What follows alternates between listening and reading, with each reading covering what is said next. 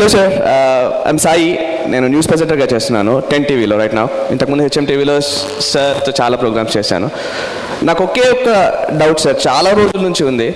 అంటే ఈ ప్రొఫెషన్లోకి వచ్చినప్పటి నుండి నేను ఇంజనీరింగ్ చేశాను, బట్ ఈ ప్రొఫెషన్లోకి రావడానికి రీజన్ ఒక సోషల్ కాన్షియస్నెస్తో ఇందులోకి రావాలనుకున్నాను. So that's why I'm a presenter right now. But ఏంటంటే మీరు ఇంతకుముందు చెప్పారు giving back to the society అని. సోషల్ రెస్పాన్స్ అనే మాట నిజంగా చాలా తక్కువైపోతుందేమో రోజు రోజుకు ఈ కాంపిటీషన్లో, ఈ కాంపిటేటివ్ ఫీల్డ్లో అని రోజు అనిపిస్తుంది. దానికి కొంచెం కన్ఫ్యూజన్, ఈవెన్ ఇక్కడ ఉన్న చాలా మందిలో కూడా కన్ఫ్యూజన్ ఉంది.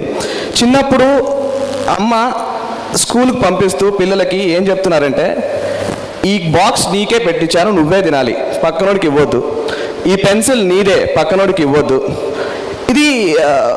ఇది స్వార్థమా లేకపోతే మంచిదేనా, అతన్ని అట్లా గ్రూమ్ చేసే విధానమా అన్న దగ్గర అక్కడ నుండే కన్ఫ్యూజన్ స్టార్ట్ అవుతుంది. ఈవెన్ పెద్ద పెరిగిన తర్వాత కూడా కాంపిటీషన్లో నేను ఇలాగే ఉండాలి, నేను సంపాదించాలి, నేను మార్క్స్ ఎక్కువ తీసుకొచ్చుకోవాలి, నేను మంచి జాబ్ కొట్టాలి, నేనే బాగుండాలి. సో బైక్ మీద వెళ్ళేటప్పుడు కూడా పక్కనోడి గురించి మనకు అక్కర్లేదు, నేను మాత్రం వెళ్తే చాలు.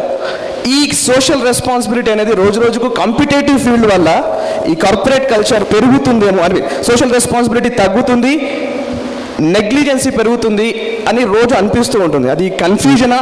కొంచెం క్లారిటీ ఇస్తారా? మీ చేతిలో అత్యంత పవర్ఫుల్ సాధనం మీరు పెట్టుకొని ఈ క్వశ్చన్ మీరు నన్ను అడుగుతున్నారు, నేను మిమ్మల్ని ఈ క్వశ్చన్ అడగాలి. యాక్చువల్లీ మీ చేతిలో, లెట్ మీ కంప్లీట్. మీరు మామూలుగా, ఎందుకంటే మీరు యాంకరింగ్ చేసి ఎదుటి వాళ్ళని మాట్లాడినవారు, నేను మాట్లాడతాను. మీ చేతిలో ఉన్నంత అత్యంత పవర్ఫుల్ సాధనం మీ చేతిలో ఉందన్నమాట. ఈ ఒక్క నేను వేటపాలెంలో ఆ మనిషి గురించి ఒక 10 సార్లు చూపించండి. మీరు వేటపాలెంలో ఉన్న లైబ్రరీ గురించి ఒక 10 సార్లు చూపించండి. తన శాలరీలో 50% ఒక 30 మంది ఆడవాళ్ళకు పెడుతున్న ఆ సీన్లు బ్రేకింగ్ న్యూస్ అని ఒక 10 సార్లు చూపించండి. ఎంతో అద్భుతంగా ఉంటుందన్నమాట. Then I think definitely a day will come where you have to stop people from doing social responsibility. Vetapalem దగ్గర మన కనెక్షన్ ఎక్కడో కట్ అయింది మనకు. ఆ తర్వాత ఏంటంటే, అక్కడ ఒక ఆయన చూశాను, ఎల్లమందయ్య గారు అని చెప్పేసి, ఆయన టీచర్గా రిటైర్ అయ్యారు.